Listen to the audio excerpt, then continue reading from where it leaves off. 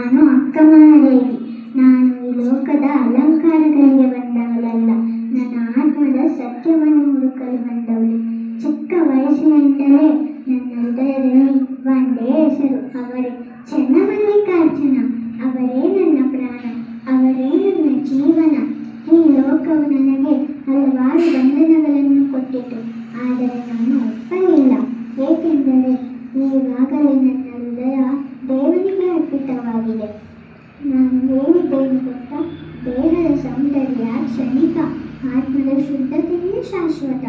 ನಾನು ಆಭರಣಗಳನ್ನು ತ್ಯಜಿಸಿದೆ, ಸೌಖ್ಯಗಳನ್ನು ತ್ಯಜಿಸಿದೆ, ಲೋಕದ ಎಲ್ಲ ಬಾಂಧವ್ಯಗಳನ್ನು ಬಿಟ್ಟೆ. ಆದರೆ ನಾನು ಕಳೆದುಕೊಂಡಿದ್ದು ಏನೂ ಇಲ್ಲ, ಏಕೆಂದರೆ ನಾನು ನನ್ನ ದೇವರನ್ನು ಪಡೆದಿದ್ದೇನೆ. ಜನರು ನನ್ನನ್ನು ಅರ್ಥ ಮಾಡಿಕೊಳ್ಳಲಿಲ್ಲ, ಆದರೆ ನನಗೆ ಭಯ ಇರಲಿಲ್ಲ, ಏಕೆಂದರೆ ಸತ್ಯದ ಮಾರ್ಗದಲ್ಲಿ ನಡೆಯುವವರಿಗೆ ಆ ದೇವನೇ ಜೊತೆಗಿರುತ್ತಾನೆ. ನನ್ನ ಪ್ರತಿಯೊಂದು ಉಸಿರಿನಲ್ಲಿ, ನನ್ನ ಪ್ರತಿಯೊಂದು ಪದದಲ್ಲಿ